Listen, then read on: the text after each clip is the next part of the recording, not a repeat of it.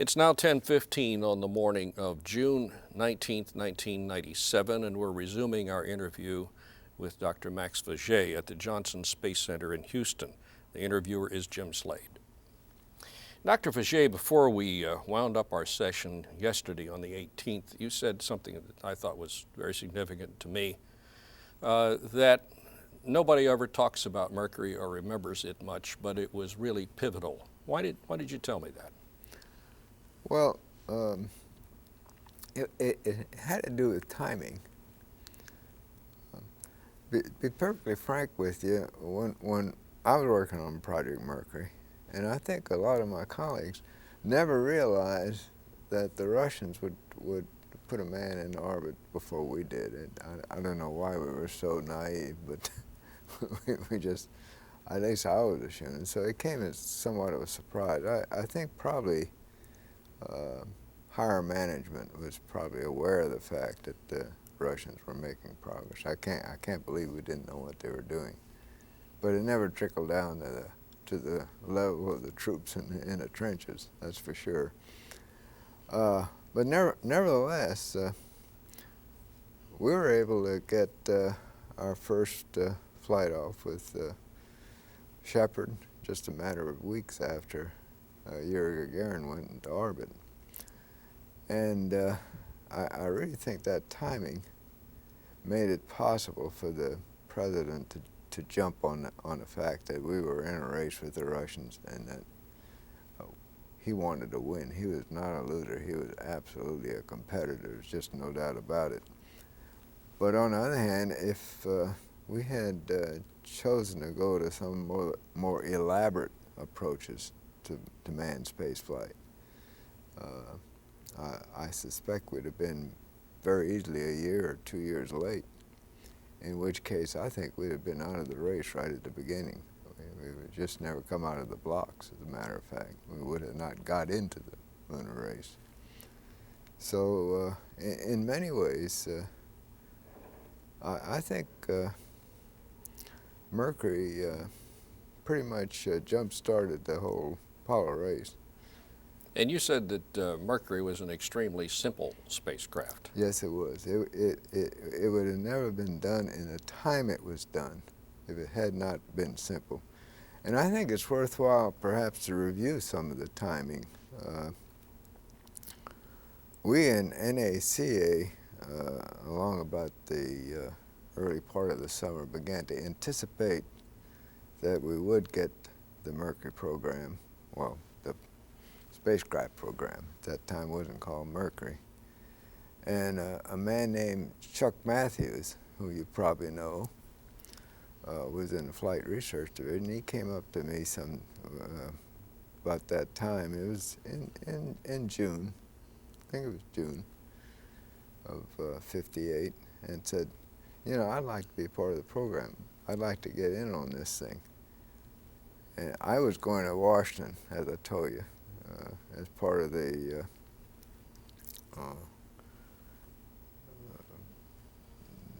transition team, you might call it anyway.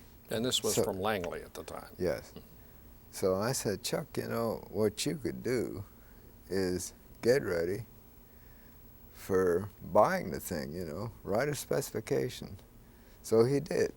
He started preparing a specification for the spacecraft in the event that we would put it out on bid.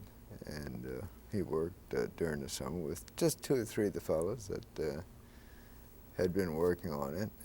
And then when in October, Bob Gillis got put in charge of the thing, we created the Space Task Group. We were a going organization. It was not very long before we got the thing out.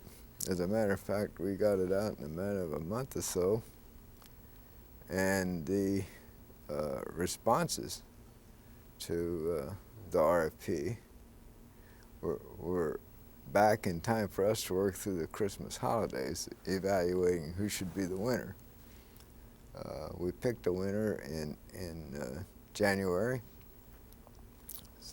signed a contract, a preliminary contract, and negotiated the final clauses of the contract with McDonnell, and they were 100% on board by I say by the middle of February. When did you have your first Contract was signed, sealed, and delivered. Now mind you, to do something like that these days, we'd have to study it for years, go through a bunch of hokey pokey about making sure everybody was on an even playing field and all that stuff. And we didn't do that. We just went ahead and did the program. At the same time that was happening, in December, again, December '58, I visited BMD to talk about possibly getting some atlases. And they said, well, we do them, you know, Atlas A's, B, C, and D. And it said, I think we're going to have 2 Atlas C's available in the August period. He was talking about August 1959. And I said, we'll take them. I went back, you know, saw like the guy that was on a hunting expedition and went out to get the bear. Did you ever hear this story? No, go ahead. Well, this guy, he was with a buddy, and they went hunting for bear. Put up in this little cabin out in the woods, and his buddy asked him, "Where's your gun?" He says, "Oh, I don't use a gun. I don't need a gun." So next morning, this guy gets up at the break of day. The guy says, "Where are you going?" He says, "Well, I'm going to go hunting. You fix breakfast while I go hunting." So he went out, you know, and about half an hour later, he hears this thrashing and crashing through the woods. He looks out the window. Here comes this guy running towards the cabin with the bear behind him. He says, "Open the door, open the door." Man opens the door. Guy gets up the door, and he kind of dodges to one side, and the bear comes in. He says, "You skin that one while I get another one." Well, that was kind of the approach we took, you know. I get the atlases, they take care of everything else. But really, that put us on the spot. And we did build the Big Joe capsule. We built a boilerplate. I'll tell you the story about that. Yeah. We did not launch it in August. We launched it in the first part of September, though, from a standing start. Actually, we didn't have the final external lines of the vehicle until we got McDonnell Douglas on the contract, because each contractor had proposed slightly different mold lines for their vehicles. So we had to change the mold lines as soon as we got McDonnell on the contract, which was in February. And we launched it, flew it successfully, as I told you, in a matter of 6 months. Amazing. And of course, it followed on from there. When did you have your first fully operational spacecraft in the house? I think John Glenn's spacecraft was shipped to the Cape something like about 6 to 8 months before we actually flew it, which would have been in 1961. No, the Grissom. Mining, yeah, this is like 2.5 years after we had McDonnell Douglas on the contract. They hadn't even cut the first piece of metal. Who built the Shepard and Grissom spacecraft for the Yeah, submarine? McDonnell Douglas built the whole thing. We ordered something like 20 spacecraft. You know, and they were turning them out practically once a month there towards the end. Now, you told me about getting the Atlases. How about the rockets that launched the suborbital flights? Were those in the inventory already? The Redstones were further along than the Atlases, and we went down and negotiated with the Army, with Von Braun and Company, for the Redstones. There was a little bit of problem there. Von Braun wanted the capsule to come to his plant before going to the Cape, and we said, well, why do you want to do this? He said, "Oh, we have to have an integration test, and we want to do it here." Well, we'd gone way out of our way to make the interface between the capsule and the vehicle very simple. That was one of the reasons we could move so fast. We had an extremely simple interface between the capsule and the vehicle. And so we just simply didn't understand that. We had a big argument about it. He really wanted that spacecraft there, so maybe, I don't know, they'd feel more part of the program or something, but we talked him out of that. Well, you're a stubborn guy, and so was he. How did Well, you two get along?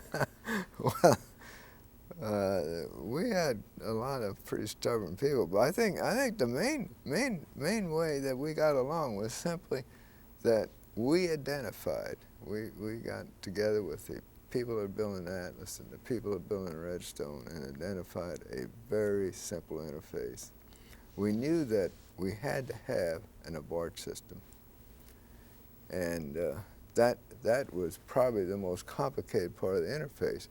So we invented the simplest imaginable abort system, which was simply it was actually two hot wires going from the launch vehicle to the spacecraft. If those two wires lost voltage, we'd go. It's just that simple. And the reason we use hot wires is because automatically that represented an electrical failure. If the launch vehicle had electrical failure, we didn't have to sense that. Those wires would lose voltage. We'd go. And then we picked out a number, about 3 or 4 other things, like too fast a rate of pitch or yaw, loss of pressure, feed pressure, and things like that, which would also indicate a coming disaster. And of course, the escape rocket would leave at 20 Gs when it got triggered, so it would really go off. In addition to that, we could radio a signal to abort from the blockhouse.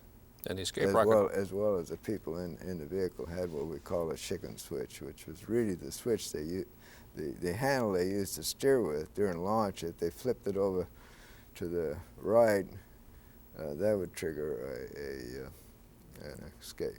Boy, keep a cool, steady hand. Well, I think they kept their hand off the thing, to tell you the truth. Now, you said that the escape rocket which you invented was a Polaris? No. Was well, it an extrapolation of the was Polaris? A Polaris. Now, when we actually put an escape rocket on, we had to have a specially designed rocket. We used an existing rocket to demonstrate escape, but it was not quite up to performance, but it was an existing solid rocket. What we wanted was a lot of thrust and a very sharp burn time. We wanted all of the propellant in the rocket to be used up as quickly as possible so the thing would really accelerate. Distance between the spacecraft and the exploding launch vehicle was the main purpose of the escape rocket, of course. Plus, it had to provide enough altitude if there's an escape off the pad for the parachute to operate. So those are the 2 criteria: high acceleration and several thousand feet of altitude. Were you happy for the chance to do the chimpanzee flights? Well, the chimpanzees, of course, we started off with the rhesus monkeys. We had, I think, 2 monkey flights and then two chimpanzees. And they were externally dictated to us. We didn't have anything at all to say about that. As a matter of fact, we were under orders, I wouldn't say orders, but we were under a lot of pressure to make at least 6 chimpanzee orbital flights. That's what the National Academy of Science had recommended that we do, 6 of these flights with monkeys before we put a man in there. And of course, we couldn't understand why they want to do that. But it turned out that when Yuri Gagarin flew and he got back all right, it sort of negated the reasoning behind the 6 flights. We did have the 1 flight to really prove out the environmental control system, which was fine. We also flew what we call a canned man, which was really much better than a live animal. A canned man was just a box, pressurized box that took the place of the couch in the capsule, and this pressurized box would turn oxygen into CO2 and water and put out a certain amount of heat to challenge the environmental control system that was keeping the pilot cool and was providing him with fresh, breathable oxygen. And so that we could actually make measurements on that. I'm talking as an engineer, not as a medical person. The chimpanzee flights were, and the rhesus flights were to make the medical people comfortable with the program. Did you get along with the medical people? There was always a certain amount of friction between the engineers and the medical people. There was a great deal more friction between the astronauts and the medical people. There were certain amounts of measurements and so forth, certain measurements and so forth that the doctors want to perform on the astronauts that they kind of resented. They felt like they were being made a guinea pig. However, I think they were justified, and the medical data was useful during the flight, I thought. They took a lot of teasing from the other people in the Society of Professional Test Pilots, didn't they? They sure did. But I don't think they would have traded places with any of those professional test pilots. I think they were very happy to be where they were. There was a certain amount of jealousy as well as teasing going on there. That's right. I remember one time I interviewed Neil Armstrong when he was still flying the X-15, and he had no intention of coming over to join the Apollo program. But a chance that the moon would change his mind in a hurry, I bet. Exactly. Well, let's move on.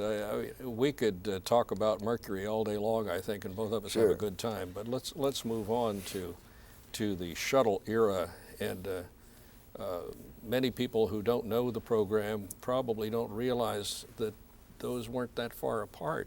When did you start taking an active interest in a shuttle type design? Actually, that was in the early part of the flight program of Apollo. During the second or third mission to the moon, we got the story is very simple. Everyone was convinced that we had leapfrogged from orbital flight to lunar flight and completely left out a space station. Space station seemed like an obvious thing to do, to have a laboratory in space where people could work and we could understand microgravity effects both on people as well as on physical processes a lot better with the laboratory than we could in these tiny capsules. So there was a big effort towards the beginning in the middle of the Apollo program and increasing as we went along toward building a rather large laboratory for flight. And it was one of the interesting asides was there was a lot of concern about maybe we should have artificial G in this laboratory. And of course, we found out later that artificial G was not really necessary, so that got dropped later on, but not at that time. It was a big concern for artificial G. But as we got to deeper and deeper into the space station program, it became obvious that we needed a better vehicle for servicing the launch vehicle. Gemini was too small, Apollo was too expensive, and it almost looked like an overkill. The Saturn launch vehicles were quite expensive, so even though you might make the capsule to carry more people, the launch vehicle was... They were also very labor intensive, weren't they? Yes, yeah. So we started looking at a brand new vehicle.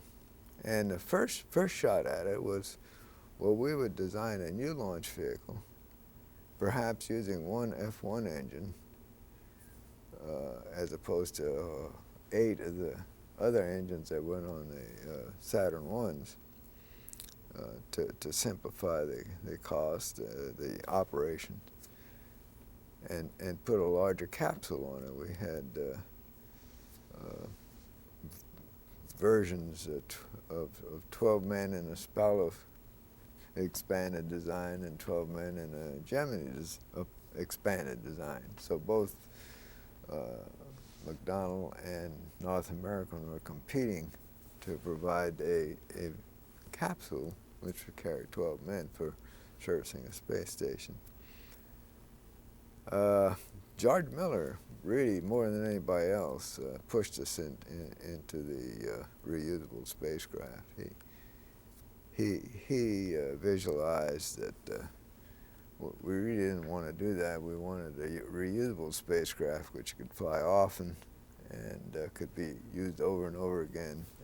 And so we got into this program of a reusable shuttle.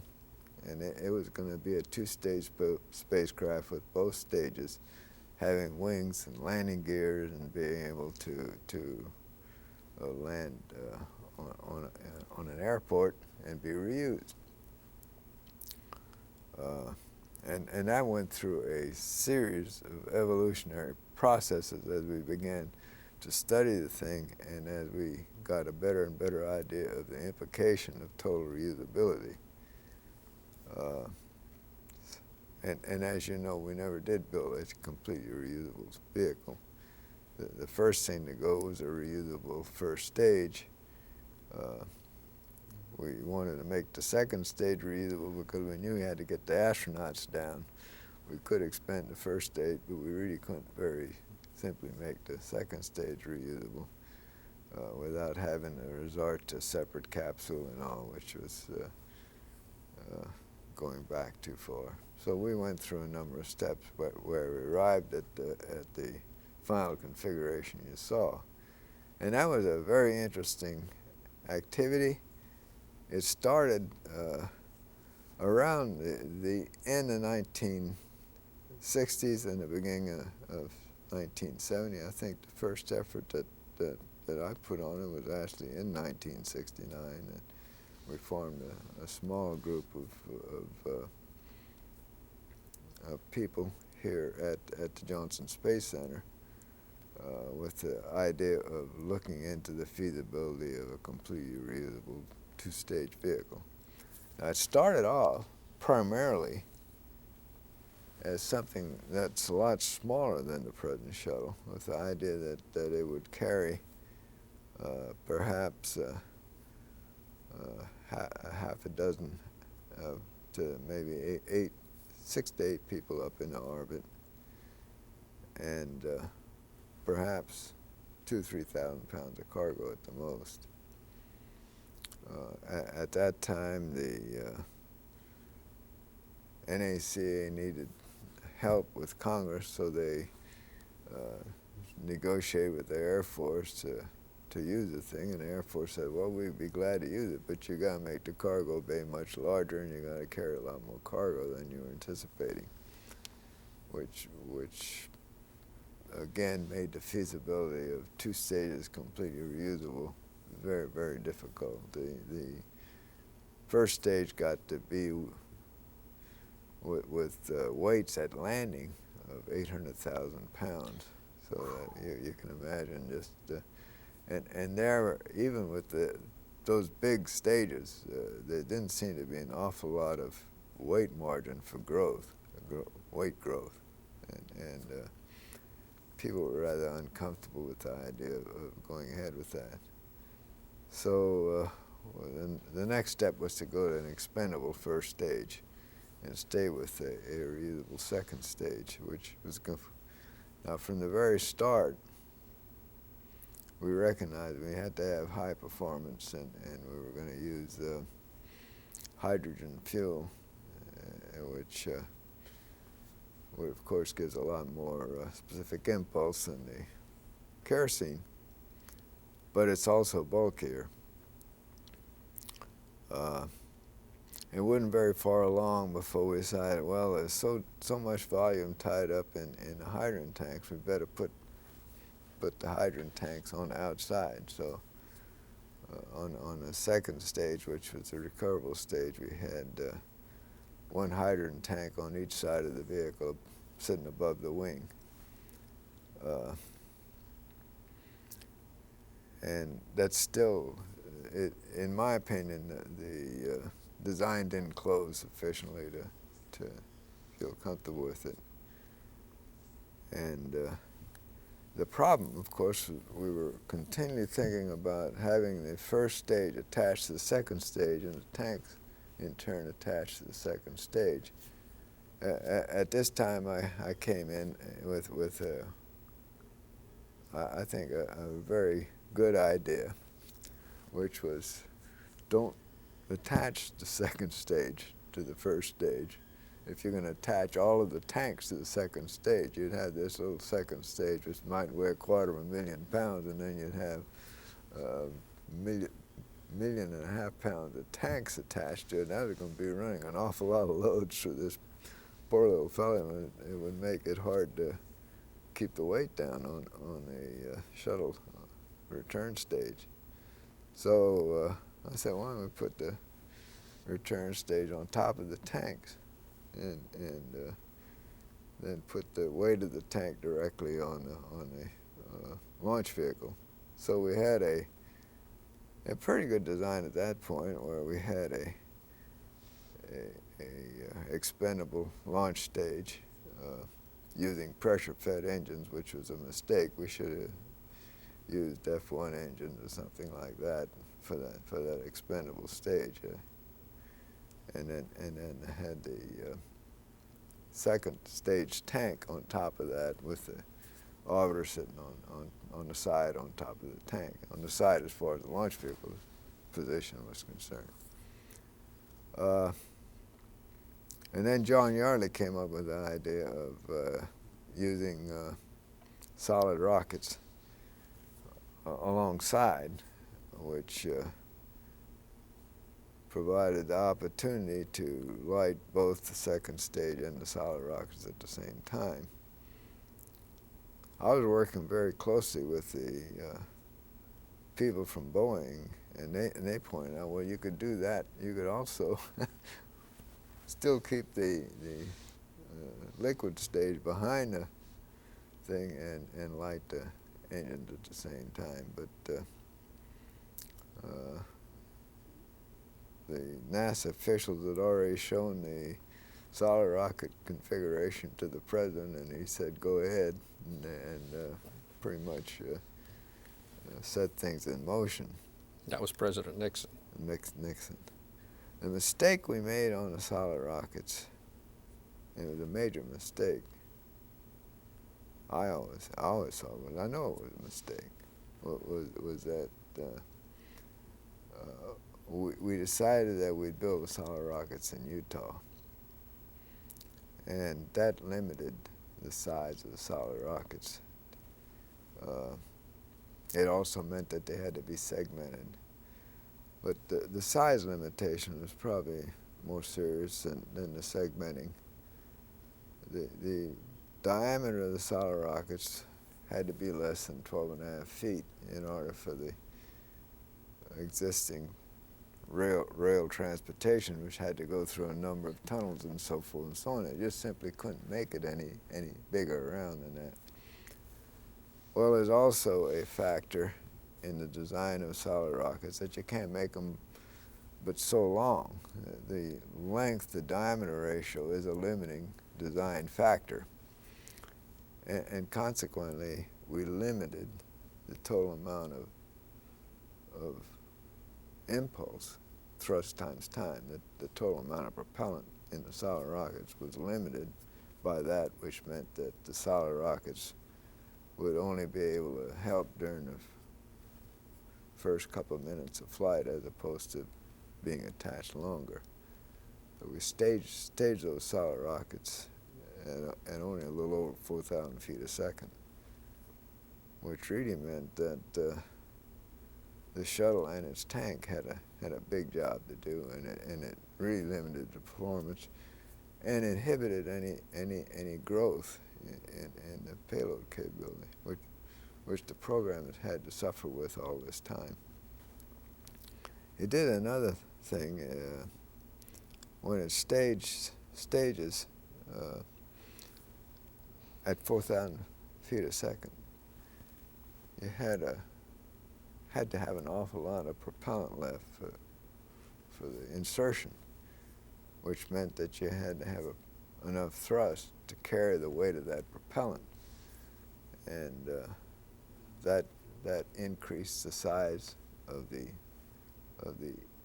engines in the orbiter, which moved the center of mass of the orbiter further back than we'd like, in order to make the tail heavy. And as a consequence of that, the center of mass of the orbiter was well behind the center of volume of the payload bay. Wow. And being as we didn't have a tail on the damn thing, we had very little capability to move the center of mass and maintain stable, manageable flight. Consequence of that means that a good part of the front end of the payload bay is virtually useless, has been useless all the time, which is kind of a too bad thing. But I'm just trying to illustrate some of the decisions that were made as we moved along, and that ended up providing a penalty to the program. I think I want to make it clear, I think that the shuttle vehicle is a masterpiece of engineering. The fact that we've flown it that many times, we've only had one loss of a vehicle, by and large, it's performed marvelously every time. But it's the only case that I know of where a major change in a major new kind of system has been created, put into operation with no process of evolution to improve that vehicle. In other words, now that we built the shuttle, we had an opportunity to build a second shuttle. We'd make it a lot safer, we'd make it a lot better performer, a lot more economical, so forth and so forth and so on. The unfortunate thing is you can't build a second one without building a first one. We don't have enough money for one. So, the other thing that has been kind of bad is that the shuttle has been so expensive to operate, there has never been any money set aside to improve it. It's unusual. All of our airplanes that go into operation, they get improved. I'm talking about military airplanes, but particularly they get improved as they go along. So there is not an evolution in the case of species, but there is an evolution within the particular vehicle. Yes. That didn't take place. We're virtually, from an engineering standpoint, there's hardly any difference between the shuttle we're flying today and the first time we flew the shuttle. It's a frozen design. Program, yeah. So the design has really not been changed. There have been a few little niceties put in primarily to make the astronauts happy. Nothing has been done to make the vehicle better from an engineering standpoint, other than some small improvements in electronics. The computers we start off with are really ancient, and there have been some improvements there, but they've been very minor. There's been no major change in the what you might say the computation network. We're staying with the thing we started, where we had all these computers in parallel and so forth and so on. A more modern approach would subdivide the computation instead of trying to run everything through the But do you have the latitude to make radical changes like that? Of course we do. Of course we do. It just takes money. We don't have the money. And there's also this business that people are afraid to make big changes because the new thing might not work as good as the old thing. We might have a casualty. One of the other big mistakes we made was never flying the thing unmanned. I wish you'd ask Chris about that, because he's been in operations. That's been his business, and he'll tell you exactly what I said, that we should have flown it unmanned. We should have unmanned flights. The unmanned flights, if nothing else, would give the engineers the opportunity to experiment in improving the systems without risking human